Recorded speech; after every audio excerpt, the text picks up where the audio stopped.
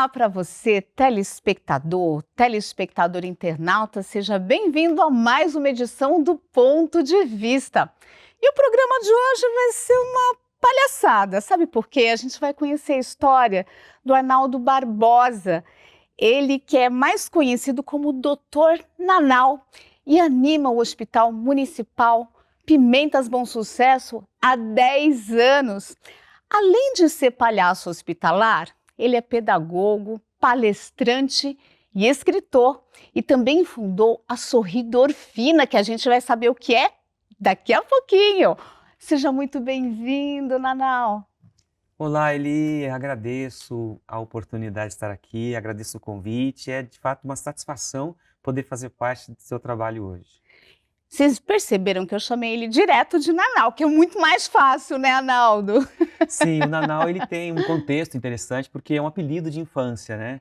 Ele ganhou depois um outro contexto quando veio o personagem, mas o Nanau ele está aqui na minha essência. Então, mas vamos falar agora de uma informação que é bastante curiosa, gente. Faz parte da sua vida, você serviu o exército durante 20 anos, né?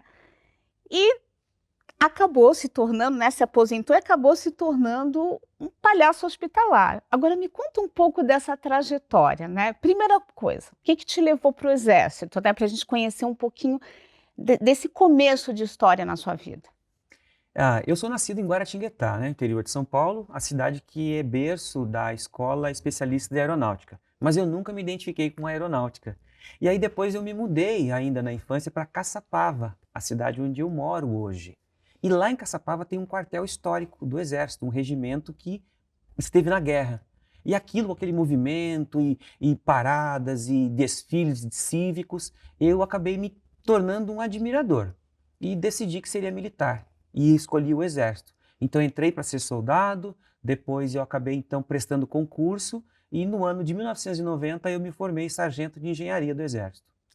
E você, inclusive, teve uma experiência, né, numa missão de paz da ONU, né, foi um Buena Azul, lá em Angola. Como é que foi essa experiência? Qual que era o contexto que você estava vivendo Angola naquele momento?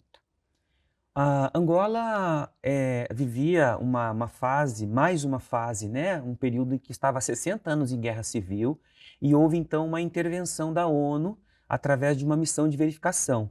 E alguns países, 32 países, mandaram representações. E o Brasil estava então participando com o quarto contingente e nessa ocasião então eu servia em Goiás, na cidade de Pameri, numa unidade de engenharia. E a nossa tropa foi a base que compôs o quarto contingente de engenharia. Então eu estive e permaneci lá durante 6 meses, em 1997. E por curiosidade, o que você fazia lá? Qual que era a tua função? Você conseguia interagir com a população? Sim, muito inclusive, porque dentre várias funções que os militares tinham lá, uma era de prestar apoio à população. E eu, como sou de engenharia, como eu disse, era responsável pelo tratamento de água. Então eu chefiava uma equipe que a gente captava água bruta no rio, levava para a base, fazia o tratamento para servir a nossa base. E nos intervalos a gente levava a água bruta para hospitais, escolas, e algumas. Então, assim, eu tinha muito contato com a população local. Então, esse contato que você tem hoje, né, em hospital, você já teve um pouco, uma amostra do que é você ter essa conversa, de lidar com as pessoas nessas instituições, né? Eu digo que contribuiu a missão para que pudesse forjar dentro de mim esse olhar para o próximo, para a dor do próximo, para o cuidado com o próximo e, sobretudo, de entender que é possível mudar aquele estado de sofrimento da pessoa. Então, assim, essa experiência lá em Angola te mudou, então, de alguma maneira? Mudou você como pessoa? Sim, é natural que a gente faça planos, tenha sonhos.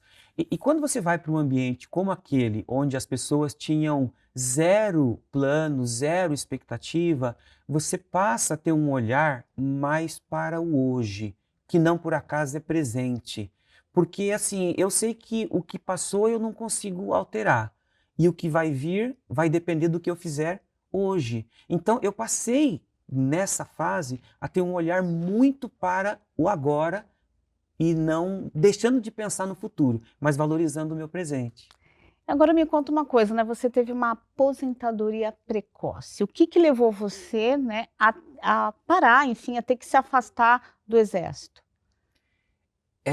Alguém algumas vezes fala assim: "Ah, mas o sagitariano é aventureiro, o sagitariano é aquele cara inquieto", ou a personalidade dele dessa forma. E foi isso, eu estava de férias na cidade de Caraguatatuba, em janeiro de 2010, e eu estava numa casa de veraneio e vi uma telha quebrada. E eu decidi que eu ia consertar aquele telhado.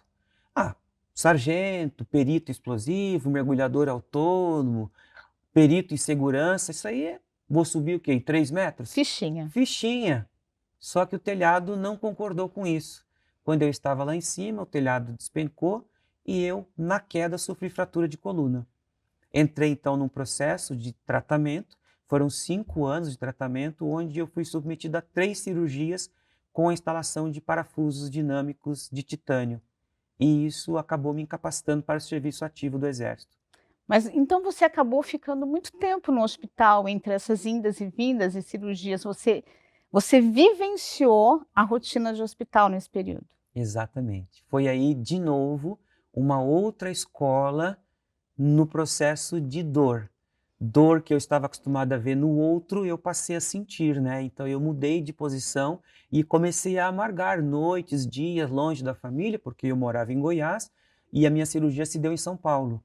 Então eu cheguei a ficar 2 meses e meio hospitalizado, aguardando processos licitatórios para compra de equipamento, porque apesar da dor, era uma cirurgia eletiva. Então eu ficava lá no hospital esperando, e isso demandou. E nesse período eu então passei a refletir o quanto era difícil esse ambiente para mim, enquanto paciente, para o profissional de saúde, para os acompanhantes.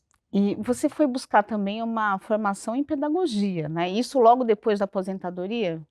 Sim, na ressignificação, né, porque veja bem, eu estava acostumado desde a minha juventude, né, a minha tenra juventude, à missão de servir. Servir ao exército, servir o país, servir o outro, e de repente a queda tirou essa minha função de servir.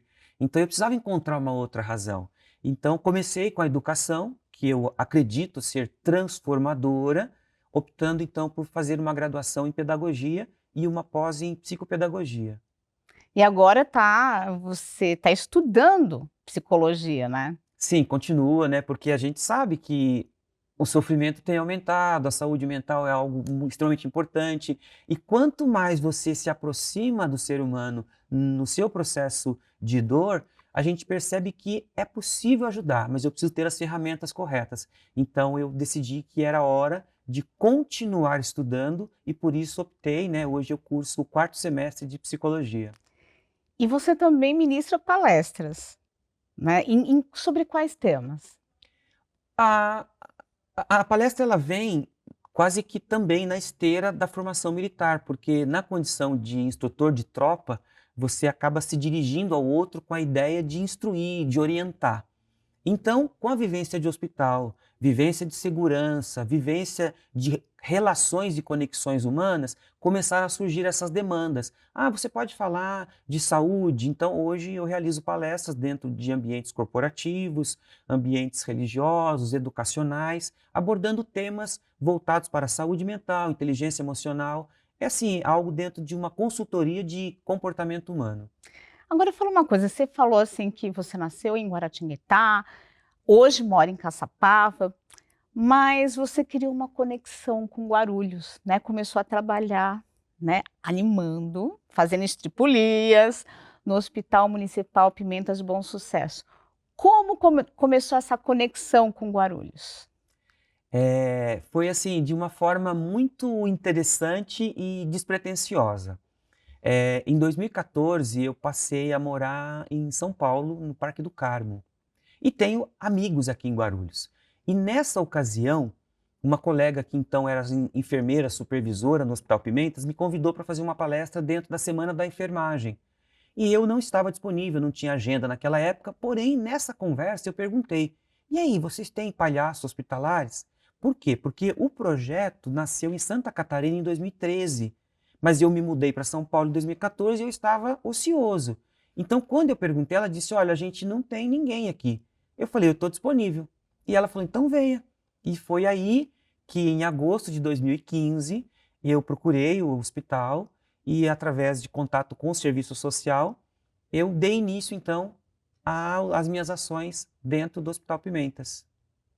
Então começou assim meio que de uma maneira um pouco diferente, né, não foi você não começou trabalhando diretamente ali, mas aproveitou uma oportunidade. Exatamente. E vamos contar me conta uma história também com relação ao início, né, essa sua trajetória como palhaço hospitalar. Como que você teve contato com essa questão de trabalhar, né, como você falou, para o próximo, mas dentro de um hospital, mas vestido de palhaço? Como que o sargento se tornou palhaço?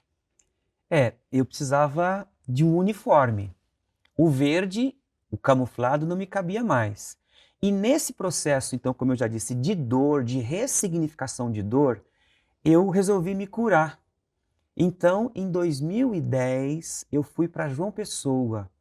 Eu havia passado por um divórcio, de um casamento longo, e eu estava num processo de cura. Aposentado, divorciado, desorientado, parecia um barquinho à deriva. E lá nas praias de João Pessoa, no ano de 2010, eu então vi uma dupla de palhaços caminhando na areia abordando os banhistas. Eu achei estranho, no mínimo estranho, palhaço na beira da praia com um sol forte e eles abordavam as pessoas. E quando chegaram até mim, eu vi que eles traziam um texto impresso num pedaço de papel e diz o seguinte: olha, a gente oferece esse texto aqui com algumas palavras para as pessoas e se você puder ajudar de alguma forma, porque nós fazemos parte de um projeto de teatro social. De manhã a gente distribui isso aqui e à tarde visita o hospital para alegrar as pessoas. Quando eles disseram isso, me deu um estalo. Eu falei: quero conhecer esse projeto. E aí, lá em João Pessoa, em 2010, eu fui apresentado à terapia do riso. No dia seguinte eu conheci, me convidaram, passei a visitar com eles, mas quis o destino que eu me mudasse de novo. Mamãe adoeceu em São Paulo, eu voltei, só que já contaminado e com a semente no coração. Então, nessa hora, eu entendi. E aí fui estudar um pouco. Descobri, por exemplo, que tem um filme que narra a trajetória de alguém em caso semelhante, que é o Pat Adams, o filme O Amor é Contagioso, e descobri também que em 1991, uma ONG, né, pioneira no Brasil, Doutores da Alegria, havia criado esse projeto de humanização com a figura do palhaço. E daí foi só seguir e poder então me apropriar dessas informações, fazendo alguns cursos, treinamento, para poder criar o meu personagem.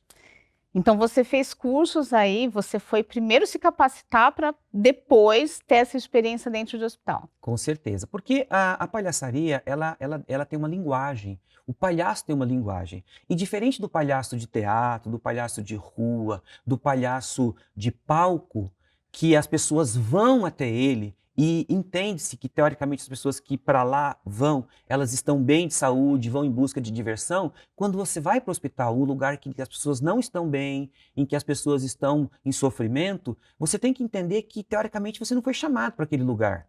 E quando eu vou tentar acessar essa pessoa, eu preciso ter uma delicadeza. Eu não posso chegar de qualquer forma. Não é qualquer coisa que eu posso dizer, não é qualquer piada que eu posso fazer, não é qualquer brincadeira que eu posso fazer. Tem essa questão, às vezes, paradoxal do silêncio e do ruído. Então, a gente tem que se preparar, porque é diferente de você só colocar o nariz e ir. Não, eu vou lidar com pessoas em sofrimento. A propósito, Jung dizia, né? Conheça todas as técnicas, domine todas as teorias, mas ao se aproximar de uma alma humana, seja apenas uma alma humana.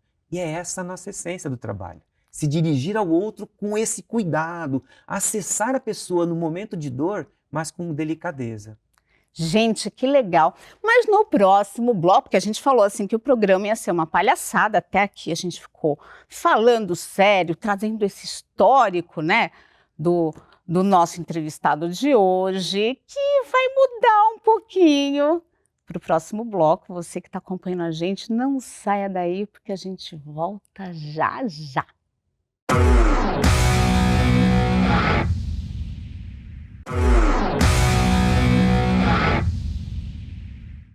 De volta com o Ponto de Vista, eu estou entrevistando Arnaldo Barbosa. Epa, epa, transformação aconteceu.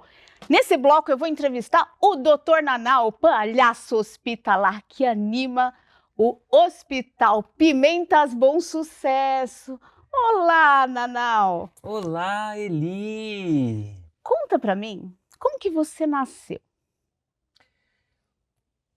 Eu sou o resultado de alguém que sofreu, que foi dilacerado, o Arnaldo Barbosa, que tinha a essência de um cuidado com o próximo. E aí nasceu o Dr. Nanau. Primeiro Nanau, palhaço Nanau, Nanau, palhaço legal. E aí, dentro do contexto de hospital, porque tudo para rimar, né? Nanau, legal, hospital. E aí então veio esse Dr. Nanau trazendo essa nova roupagem no propósito de servir. Eu tô vendo uma boina aí. O que o sargento, né, o sargento Arnaldo Barbosa, deixou para o Nanau? Ou então, o que o Nanau tem de sargento Barbosa? Vai haver essa confusão mesmo, né? Criatura, criador, o tempo todo vai acontecer isso. Mas assim, essa boina é exatamente o legado do período de formação, daquilo que foi forjado no cuidado lá em Angola. Essa boina o Arnaldo ganhou enquanto Sargento Arnaldo em Angola na missão de paz. E o que eu imagino que o sargento era de um jeito, Nanau é de outro. Nanau traz algum comportamento do sargento ou não? Ah, com certeza. Ele é disciplinado? Não, lá no hospital, por exemplo, a gente está acostumado muito com isso, porque a gente vem dessa linha, né? A essência do Nanau é o Sargento Arnaldo. Então lá quando você está andando, você tem um monte de linha assim no piso. Tá lá a linha amarela, linha vermelha, linha verde, e a gente aprendeu que para andar direito tem que andar na linha. Então a gente vai andando, às vezes até marcha lá também. E conta pra mim, você deve ter visto um monte de histórias de pessoas, todo mundo, né, que vai para o hospital tem uma história, inclusive a história da doença. O que mais marcou você? Em 10 anos, isso lá isso de Hospital Pimentas Bom Sucesso. Sim, é, no contexto da vida dentro do hospital, eu tenho duas histórias interessantíssimas, né? Então, histórias que, inclusive, eu narro numa obra, que depois a gente pode até falar sobre ela, mas enfim.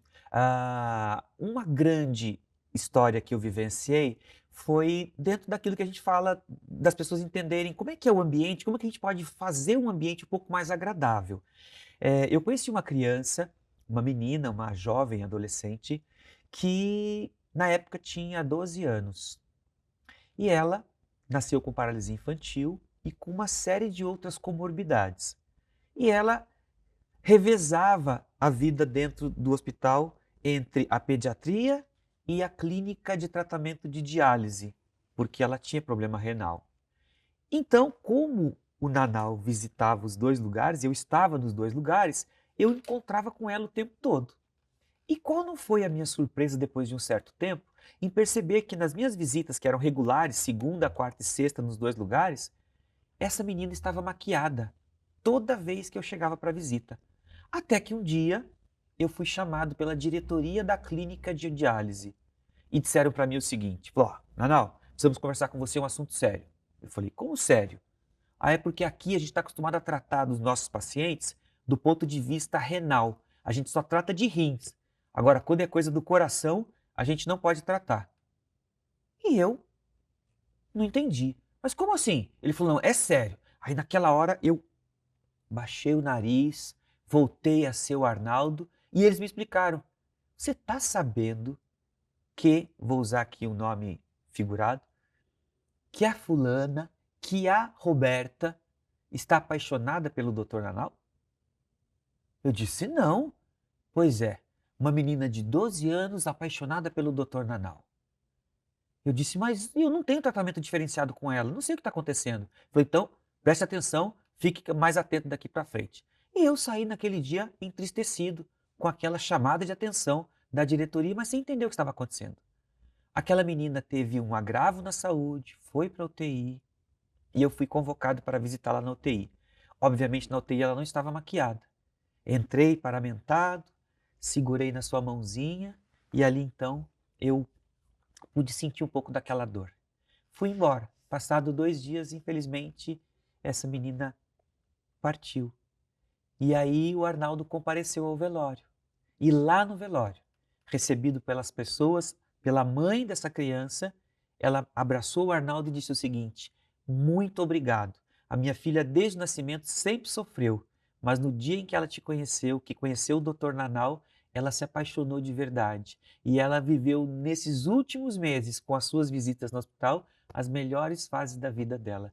Muito obrigado, a minha filha partiu em paz. É a mudança. E o Nanau nasceu em São Paulo ou nasceu em Santa Catarina? Nanau nasceu em São José dos Campos. São José dos Esse Nanau é rodado, é Campos. rodado. Esse Nanau é rodado. Porque após a aposentadoria do Arnaldo, o Nanau foi para João Pessoa. O Arnaldo foi para João Pessoa. Lá nasceu a essência do palhaço. Agora o Nanau nasceu num curso de palhaço no Sesc em São José dos Campos. E qual que é a palhaçada que você, quer dizer, que o doutor Nanau gosta de fazer? Ah, assim, a proposta dentro de servir é orientar as pessoas. Então, o Arnaldo é da época em que se usava mapas impressos, aqueles grandes que botava em cima do capô do carro. Depois alguém foi lá e cortou e colocou o quê? Dentro de um caderninho, não foi? Aí veio depois GPS, veio o Waze, veio o Google Maps, mas hoje em dia as pessoas ainda se perdem por aí. E a gente, na proposta de orientar as pessoas, fazer com que a pessoa não se perca, ser sempre orientada, ando comigo sempre com esse aparelho.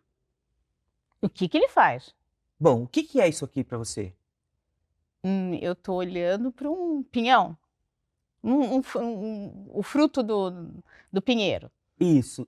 Esse aqui, na verdade, é uma pinha. Uma pinha, Uma pinha, isso. isso. Porque o pinhão já é a É o semente. pinhão, a Isso, sementinha isso, que da fica aí. outra. Esse aqui é macho. Aham. Mas esse aqui, então, é uma pinha. Porque se você tiver uma pinha e andar com uma pinha, você nunca se perde. Esse é E o esse é o seu mapinha. Esse, claro, está sempre comigo no bolso. Encontrei alguém, a pessoa está perdida, eu apresento o mapinha para que a pessoa possa se orientar. E a pessoa já recebe a orientação, ó, anda com o mapinha, porque quem tem um mapinha nunca se perde. Epa! E que mais? O que as pessoas gostam? Qual que é a palhaçada favorita? É tão interessante porque as pessoas gostam de interação e é muito relativo, nem sempre existe uma palhaçada. Às vezes a gente tem só a nossa orelha emprestada para que a pessoa possa falar de algo que ela não tem coragem de contar para os outros. Como sabe que a gente é imparcial e que a gente enxerga a vida de um outro lado, de uma outra forma, as pessoas se sentem à vontade de falar conosco. Então o nosso trabalho, ele se resume a isso, a criar conexões com as pessoas. Mas tem aquela coisa que você faz que é riso garantido? Ah, tem. O quê? Ah, por exemplo, as pessoas olham para mim e dizem assim: "Ah, palhaço".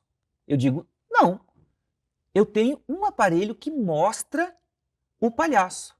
E aí eu mostro para a pessoa, por exemplo, a pessoa fala: "Mas que aparelho?" É um aparelho, é um aparelho que eu mostro para a pessoa. Por exemplo, ó, aqui dentro tem um palhaço.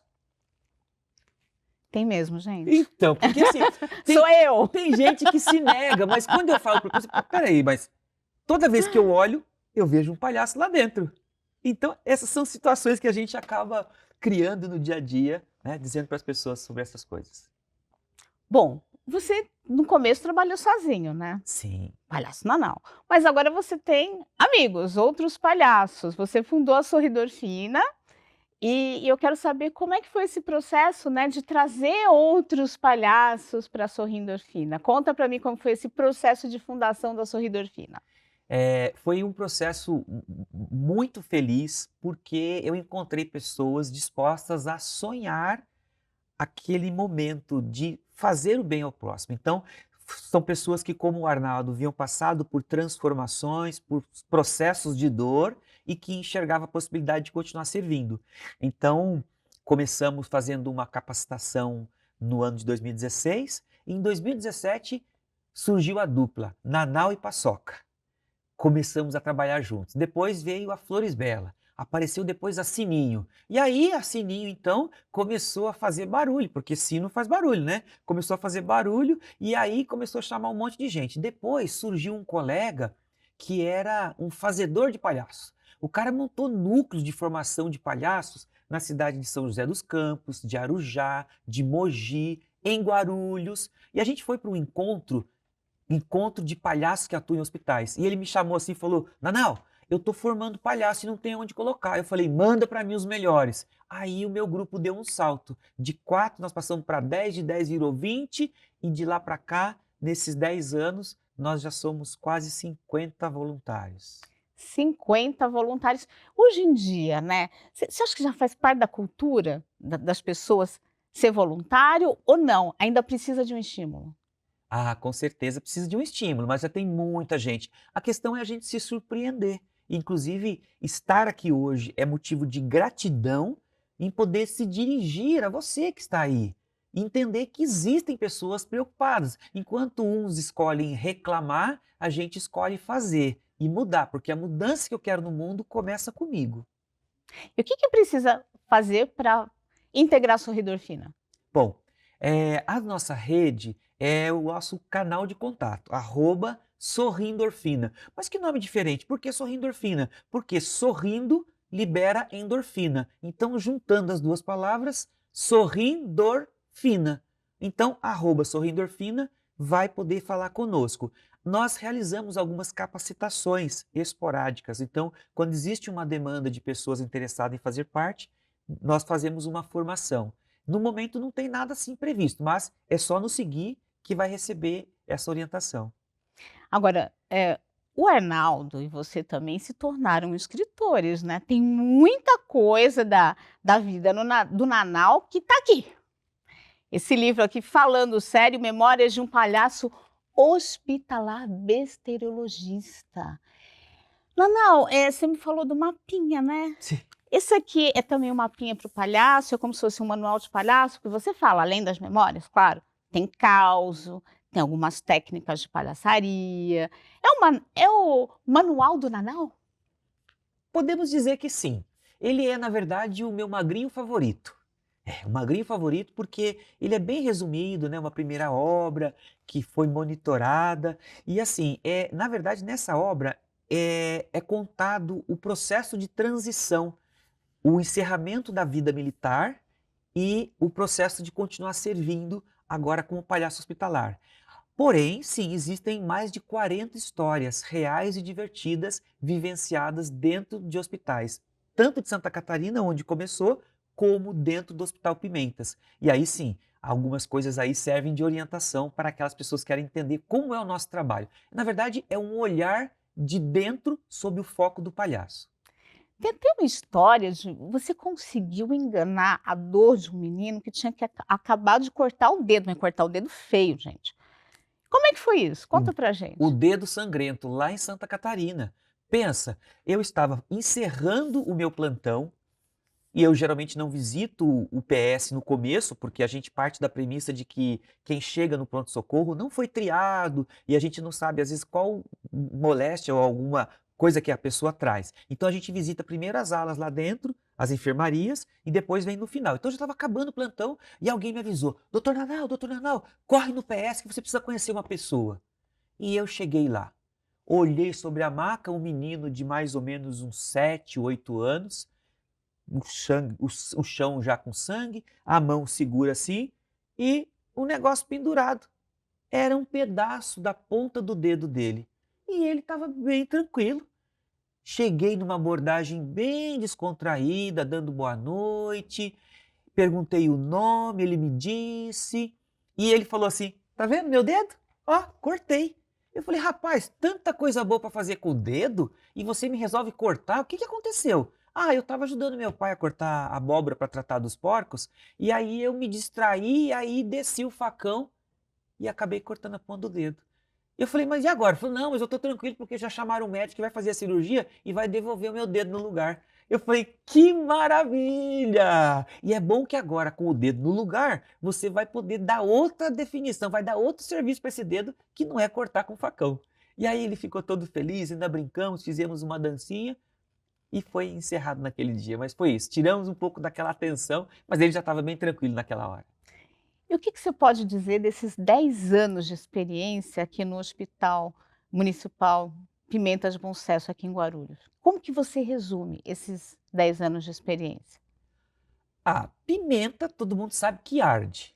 Só que para mim e para o meu grupo querido Sorri Endorfina, pimentas é refresco. Então, assim, nós estamos tão felizes e tão engajados nesses 10 anos, porque nós temos alguns números. Nesses 10 anos, o Sorri Endorfina ofereceu mais de 1.800 horas de trabalho voluntário. São cerca de 50 visitas por ano, onde nós conseguimos atender mais ou menos 95 mil pessoas, dentre pacientes, acompanhantes e principalmente os colaboradores, que são os nossos amigos também. E a gente vai terminar o programa lembrando que esse trabalho que ele faz no hospital, ele recebeu uma moção de aplauso, dia 19 de agosto, aqui, nesse mesmo plenário de Guarulhos, e foi uma moção oferecida aqui, né, apresentada pelo vereador Daniel Santos, né, do Progressistas. Como você se sentiu com essa homenagem? Ficamos muito lisonjeados, honrados, felizes, sobretudo pela notoriedade, assim, a oportunidade de mostrar para as pessoas, sobretudo na Casa Legislativa, o quanto esse trabalho voltado para o próximo é reconhecido e valorizado. E como que o Nanau se despede de uma pessoa num programa, por exemplo, como esse, o Ponto de Vista? Com poema, porque palhaço também é arte. A gente fala assim, eu não sou palhaço, não sou bobo. Então eu tenho um poema de despedida que diz o seguinte: se eu fosse a saudade no coração de quem fica, deixaria para quem parte um bolo de chocolate. Um bolo de chocolate coberto com glacê, que é para você nunca me esquecer. Então, um beijo no umbigo, que é para a gente continuar sendo amigo. E um beijo na ponta do nariz, que é para a gente ser feliz. Que jeito mais legal de terminar o Ponto de Vista. Obrigada, Nanau. Obrigada, Arnaldo. Obrigada para você, telespectador internauta que ficou com a gente até agora. E eu convido você para acompanhar as próximas edições do Ponto de Vista. Até lá!